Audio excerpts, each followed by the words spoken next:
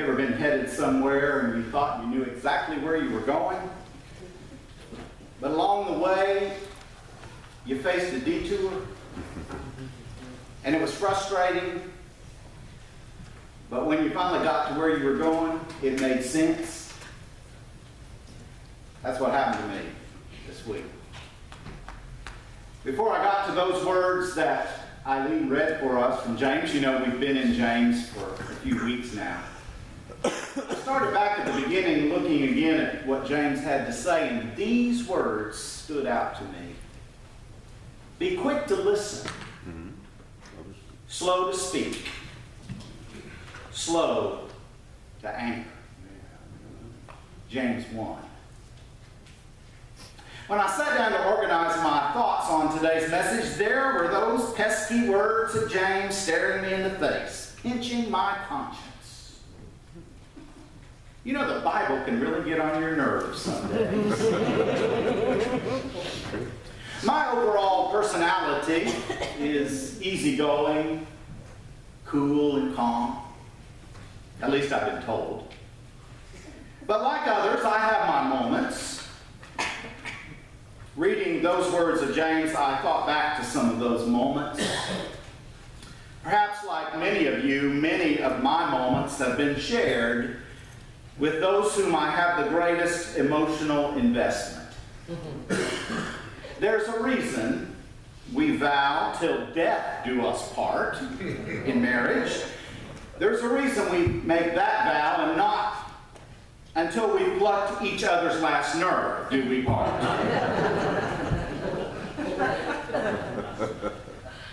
I thought back to an incident a few years ago when I was slow to listen, quick to speak, and lightning speed to anger. Less than 2 minutes into a conversation I was having with a man who owned some property, a parcel of old mill property closest to Toxaway United Methodist Church, where I served. Less than 2 minutes into that conversation with the man, we both had determined our conversation was over. I walked away. And the person who had set up the meeting between myself and this man said, "Well, I've known Reverend Stutler for 15 years, and I've never known him to react to anyone like that before." I guess I let my passion for defending a neighborhood that I'd watched for 20 years be abused by slumlords and drug dealers and property owners like this man who have no interest in the health and safety and well-being of the neighbors around them.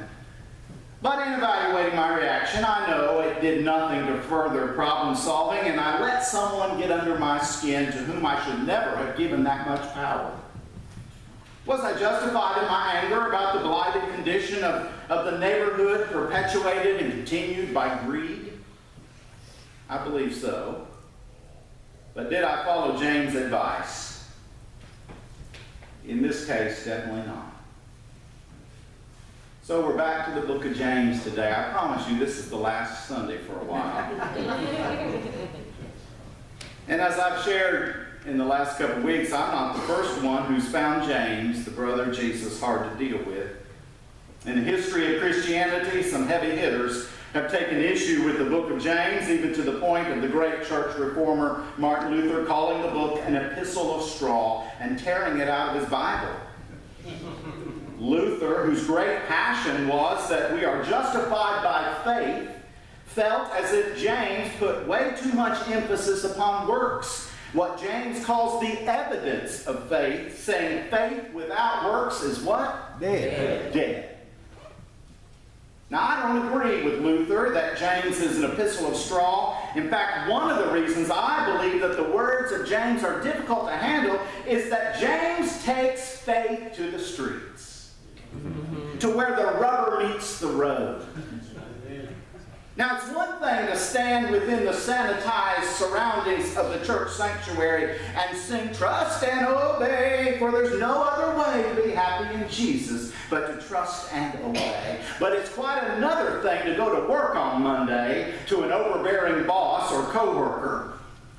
Or it's another thing to sit up at night waiting for a wayward child to come home.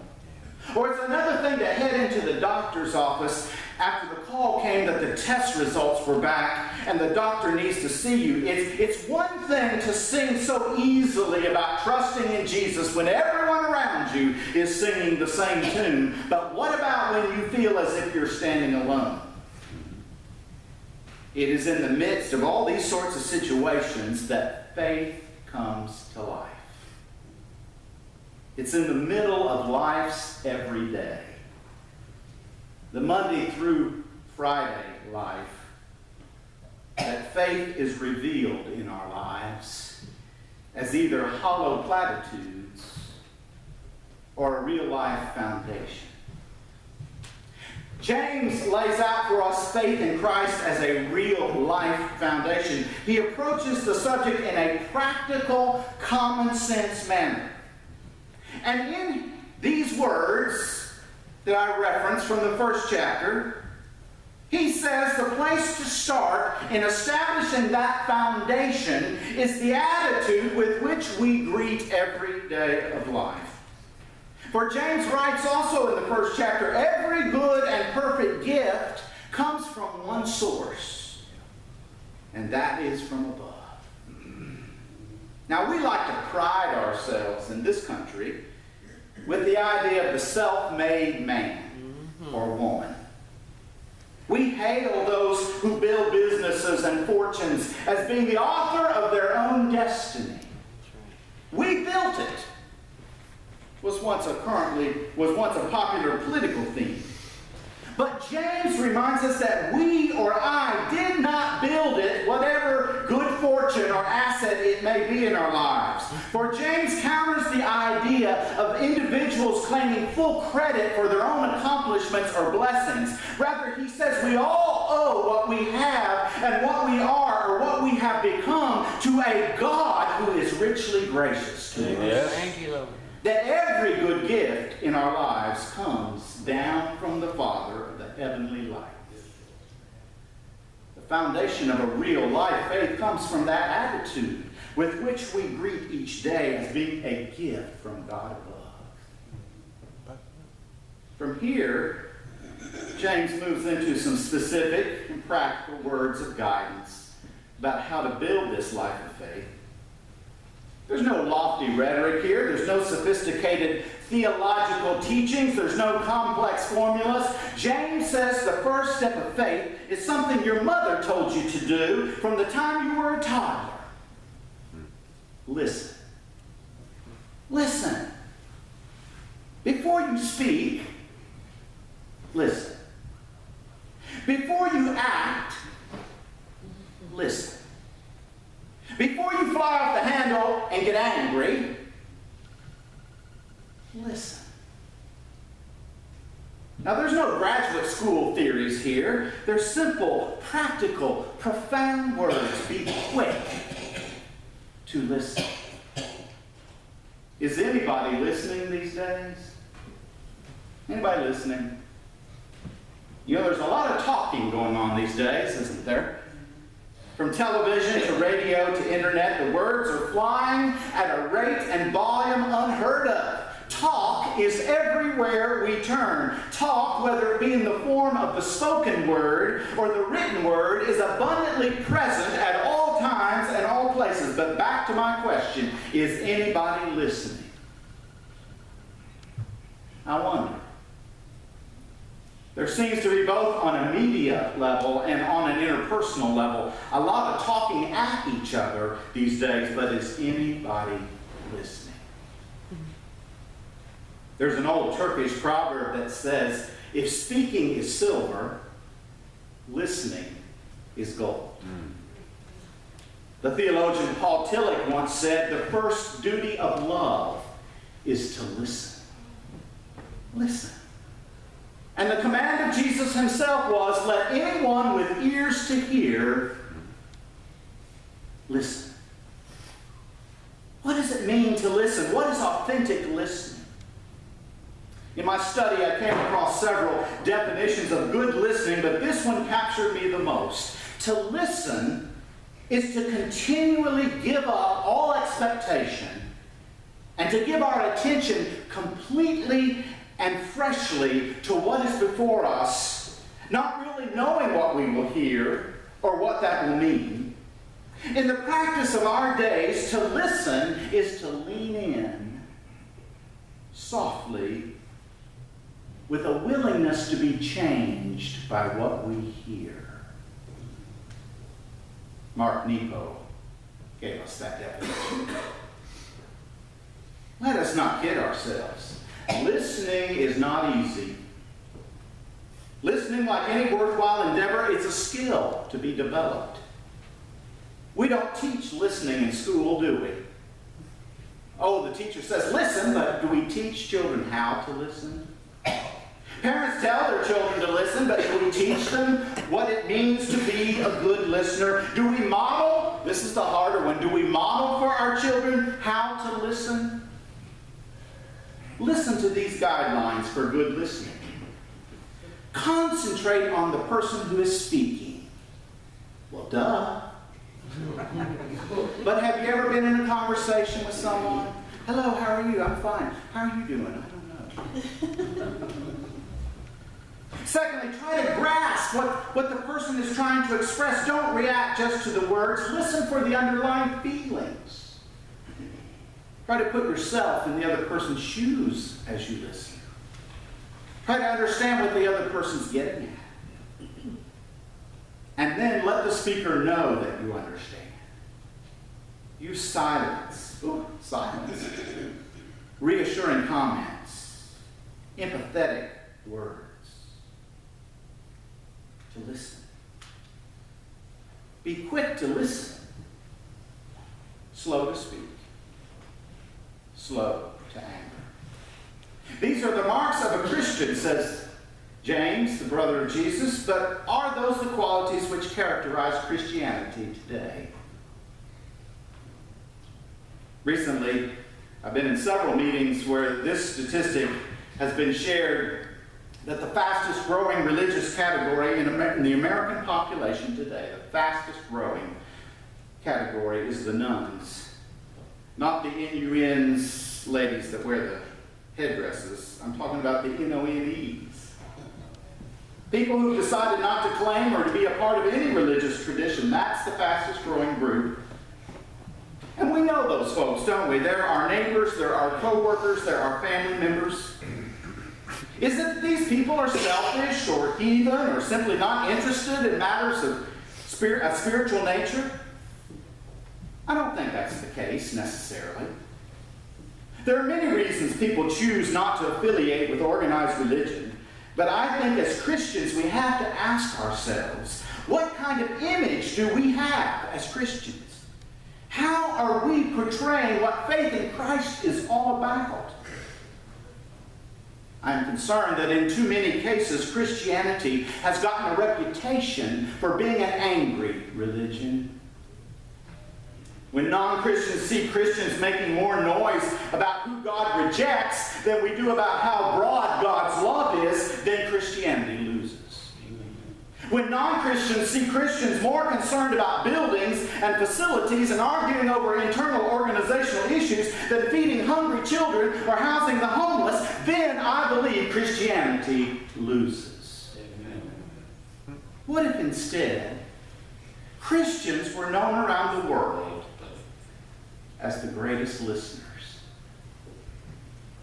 As people who with compassion in our hearts really listen.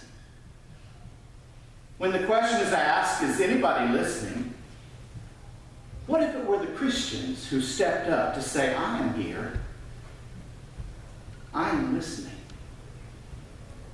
What if instead of talking at the world, we humbly lean forward to listen to the world? Maybe then what we have to say would have a chance to be heard. Who in our world's longing to be heard? Whose voices are being ignored? I thought about that question.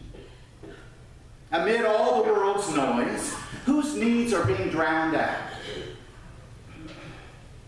Last weekend, Jean and I and a few others from our own choir here, Karen and Nyla and Ann, we had opportunity to sing in the annual concert of Hope and Remembrance, a fundraiser for the Cancer Association of Anderson. Along with a 140-voice adult choir, there was a children's choir that sang. Our own granddaughter sang in it. 20 or so angelic voices. One of the songs they sang was entitled Prayer of the Children. The song was composed by Kurt Bester, and it was written at the height of the civil war in the former Yugoslavia between the Bosnians and the Serbs and the Croatians. It was a place Mr. Bester had once lived. We all know that there's lots of terrifying noise in the midst of war, and that the voices often not heard in the middle of that violence are the voices of the children. Do the children want war? Do the children ask to have their homes destroyed by bombs? Do the children want their parents killed by bullets or their own innocence stolen by terror?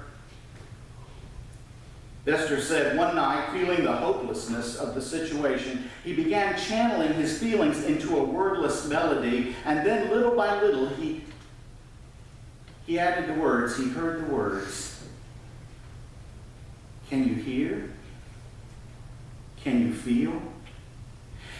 He said, I started with those feelings, sensations that the children struggling to live in this difficult part of the world in this difficult time, I struggled to hear their feelings. Serbian, Croatian, and Bosnian children all felt the same feelings of confusion and sadness, and it was for them, he said, I was writing this song. Listen to the words. Think about the children of the world, those far and those near. Think about the children of Syrian refugees, no place to call home.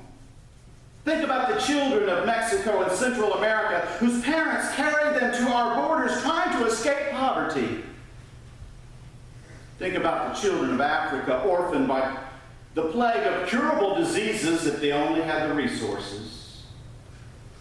Think about the children of our own neighborhoods, in our own land of plenty, who go to bed at night hungry, or who are wakened by gunfire. Children living within the shadow of even this building. Listen to their voices. Listen to their prayer. Can you hear the prayer of the children? On bended knee, in the shadow of an unknown room. Empty eyes with no more tears to cry. Turning heavenward toward the light. Crying, Jesus, help me to see the morning light of one more day. But if I should die before I wake, I pray my soul to death. Can you feel the hearts of the children? Aching for home, for something of their very own, reaching hands with nothing to hold on to, but hope for a better day. A better day. Crying, Jesus, help me to feel the love again in my own land. But if unknown roads lead away from home, giving me loving arms away from harm. Can you hear the voice of the children? Softly pleading for silence in a shattered world. Angry guns preach a gospel full of hate, blood of the innocent on their hands. Crying, Jesus, help me to feel the sun again upon my face, for when darkness clears, I know you're near, bringing peace again. Can you hear all the prayers of the children? Can you hear the prayer of the children? Is anybody listening? Is anybody listening?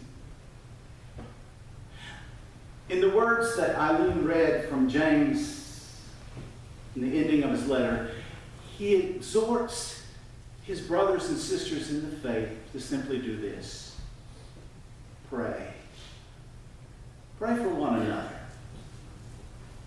Because the answer to that question, is anybody listening, is yes.